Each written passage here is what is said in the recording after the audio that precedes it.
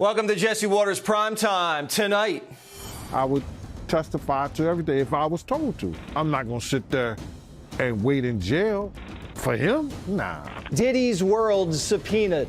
Who is next? Oh! Fox News alert, we found Diddy. The disgraced billionaire hip-hop mogul and Democrat Party community organizer was spotted for the first time since having his homes raided in a major sex trafficking investigation, similar to Jeffrey Epstein's, they say. Diddy was seen swinging clubs at a Topgolf in Miami with his daughters. He may look relaxed, but behind the scenes, there's panic. TMZ reporting tonight that the federal case against him is expanding as prosecutors from the Southern District of New York have been dishing out subpoenas to multiple corporations tied to the mogul, like cell phone providers and computer companies. At the same time, Diddy's been unloading his assets. The timing, not coincidental. Selling off his stake in Revolt TV and returning music rights from Bad Boy Records. TMZ reporting the Fed slapping subpoenas on Diddy's charter jets. Now, sources say even commercial airlines will be subpoenaed, possibly the FAA, as investigators look for anyone who flew on Diddy's dime. They're not only looking for victims, they're looking for witnesses, people with unfettered access to Diddy's alleged crimes and freak-off parties. Some inside of Diddy's World have already started talking. Diddy's former bodyguard says he'll go on the stand. I would testify to everything if I was told to. You know, if I was brought in to testify against that. You understand? I'm not going to sit there and wait in jail for him. Nah, I wouldn't do that. So you don't have no problem testifying? I have no problem sitting in the court of law, doing my due diligence. Others have begun to back up some of the allegations in Diddy's former producer, Rodney Lil Rod Jones's lawsuit. Lil Rod alleged Diddy's the one who pulled the trigger in the New York City nightclub shooting in '99, the one his prodigy, Shine, took the fall for. He even bragged about shooting people. The woman shot in the face, now speaking out.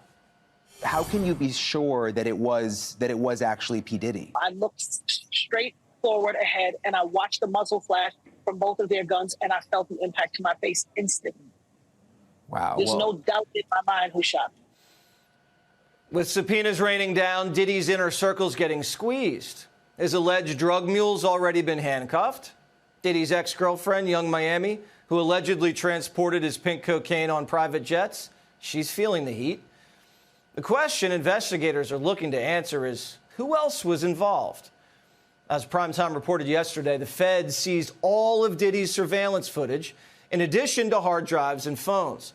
They want to know who was in and out of Diddy's planes and his homes. As Lil Rod's lawsuit alleges, they weren't just up-and-coming artists. These were celebrities, politicians, athletes, international dignitaries, and music label executives, all captured on camera in Diddy's compounds. CEOs from Universal Records to Motown Records allegedly sponsored these parties filled with sex workers, underage girls, and laced drinks. Lil Rod says Diddy had compromising footage of every person at his freak-off parties.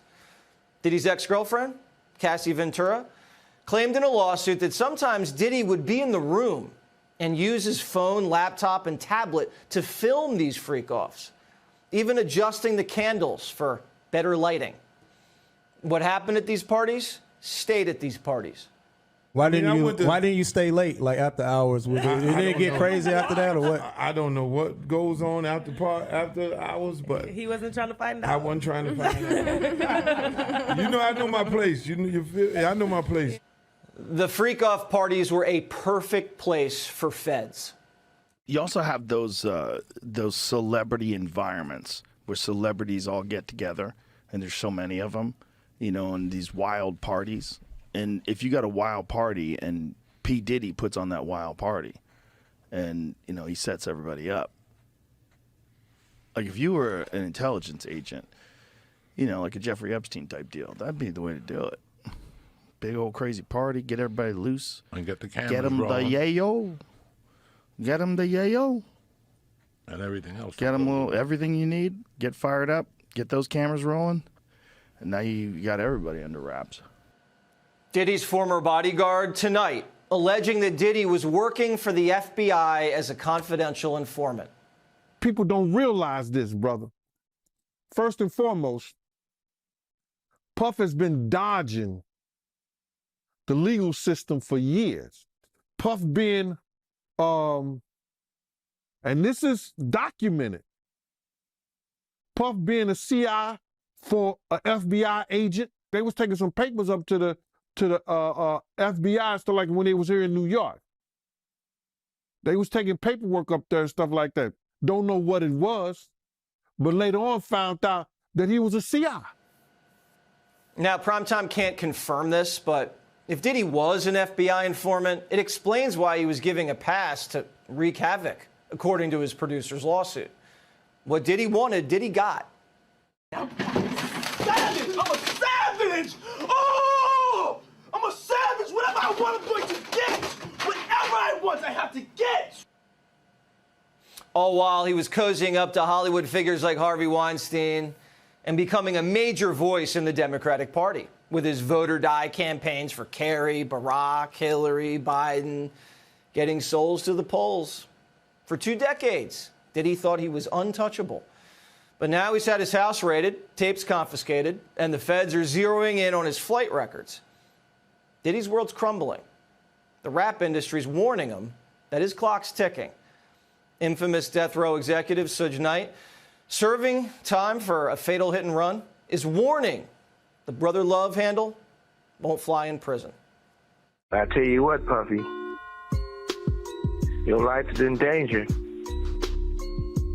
Because you know the secrets, who's involved in that little secret room you guys participating in. So, you know they're going to get you if they can. After the Department of Homeland Security's Investigations Task Force raided his home, rap artist Sean Combs, a.k.a. P. Diddy, has been in the news quite a bit. And the more you look into the story, the bigger it gets. According to a recent lawsuit, Combs and several members of his staff have been accused of sexual assault, human trafficking, and operating a blackmail operation with hidden cameras that captured politicians, athletes, and members of the music industry in homosexual acts and other compromising positions. In declassified MK Ultra documents, we know that as early as 1954, in Operation Midnight Climax, the CIA ran several brothels with two-way mirrors set up where they would film targeted persons having sex with prostitutes. According to several close witnesses, Hugh Hefner was operating an extension of this blackmail scheme in his Playboy mansion. And of course, the infamous Jeffrey Epstein and Ghislaine Maxwell were involved in this as well, with close ties to Israeli Mossad and the British Crown's Prince Andrew. Sean Combs has been using his friendship with Prince Harry to lure powerful people into his own blackmail operation. But it gets much worse than just blackmail. Combs was allegedly drugging underage girls and trafficking them across state lines, and appears to be a pedophile.